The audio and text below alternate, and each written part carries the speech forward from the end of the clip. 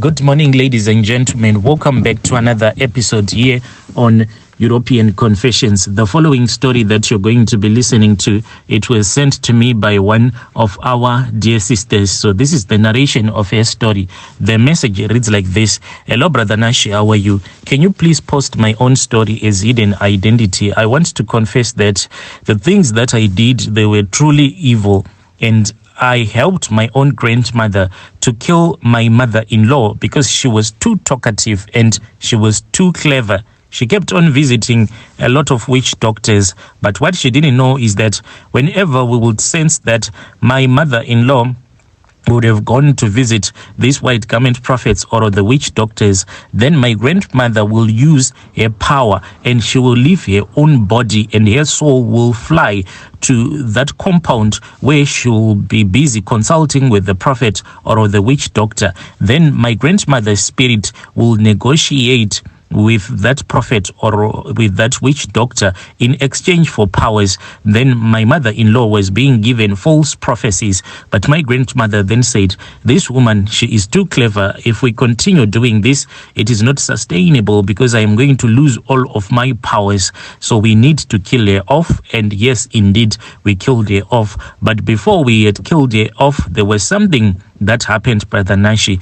We actually had to have an emergency call with this other witch who was from Malawi, because what had happened was that I had traveled back to the village where my mom comes from, and I had gone to Domboshava in a village that is called Denda Kudeze. It is in an area where there are a lot of farms, and it is close to Shamba Road. That is where my mom grew up in. So I had to quickly travel there because I had not yet managed to conceive. Not that I can't conceive, but my time has not arrived yet, the time that was set for me by my own grandmother. Right now, I am only 24 years old and I will be able to give birth when I am 26. So I wanted to keep my husband until I'll be able to conceive a child for him. As for now, I am still giving birth to my spiritual children. So far, I have one spiritual child. At least if I can have another one, then my womb will be opened up spiritually and physically so that I can receive my husband's sperm and I'll be able to conceive a child for him. The reason as to why I can't have a physical baby, it is like I need to give birth spiritually to these kids that I am going to be using in my job as a witch. Other people, they call them tokoloshis. If you have ever had people who say that mysteriously they were pregnant, then the next morning that pregnancy had disappeared. Usually we target when the baby is fully developed in the mother's womb.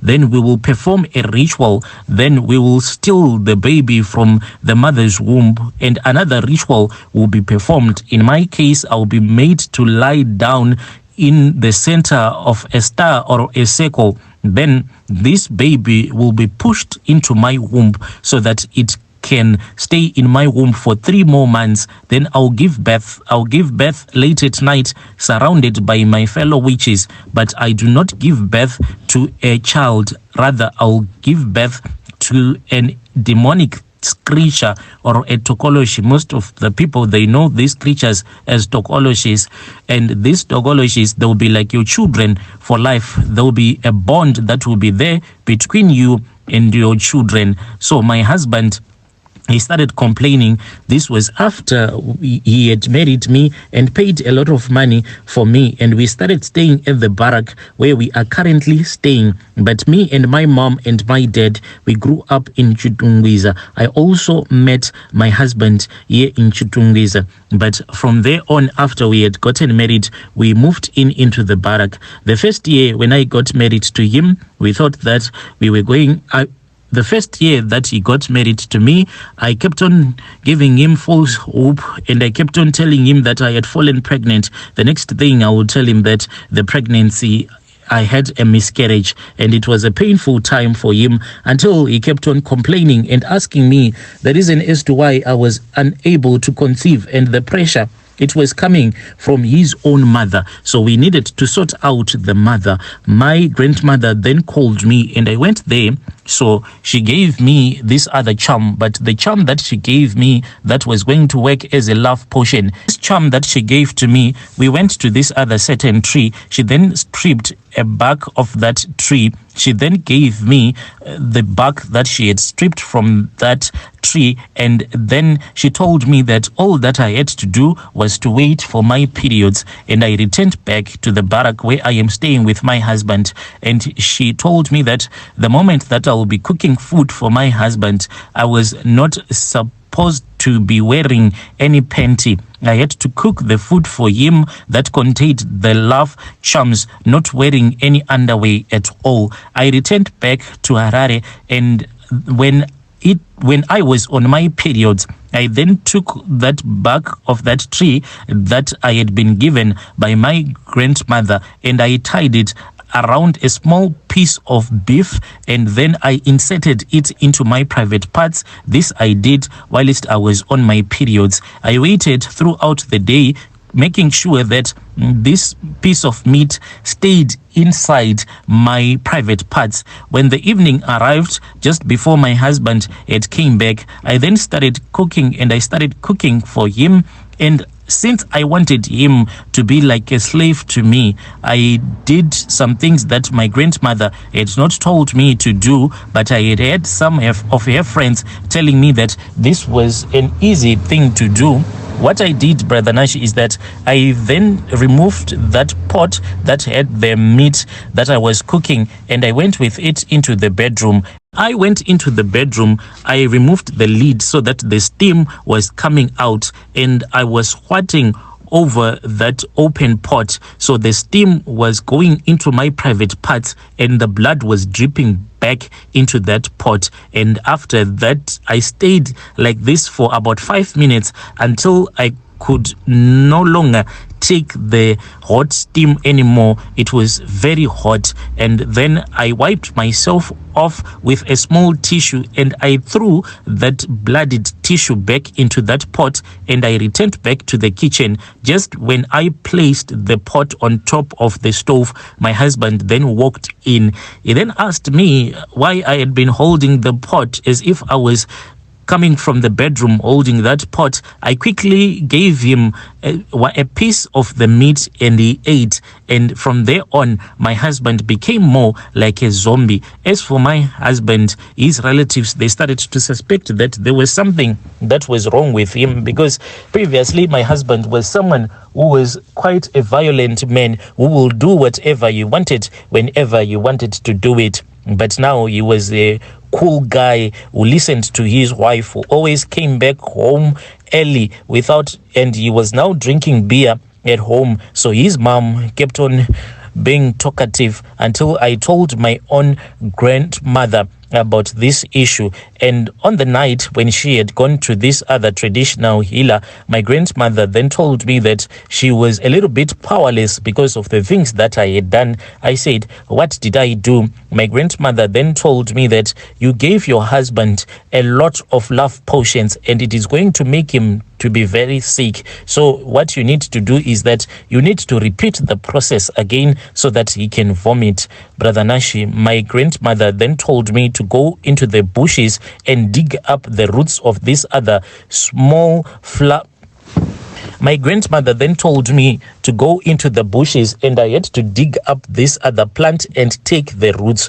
This plant, when you drink its roots instantly as a woman, it will clean your system, your womb.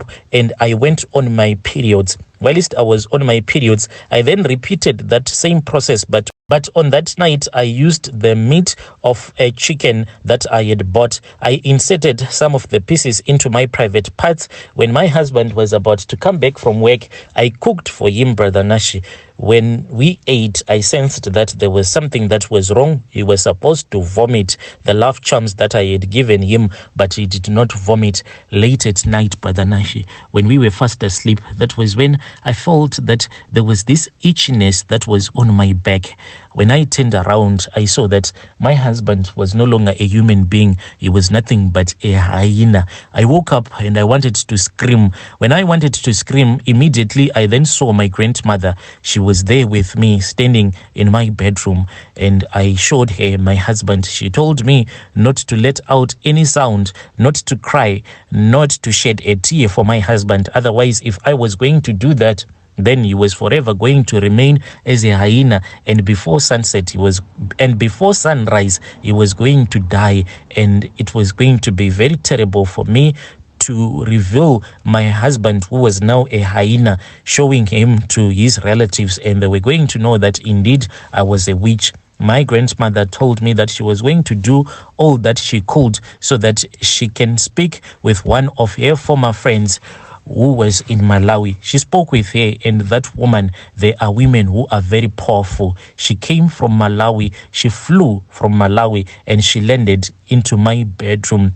She was accompanied by her bodyguards and a lot of scary creatures. She is like a queen there in her village, and she started to assist me and my grandmother.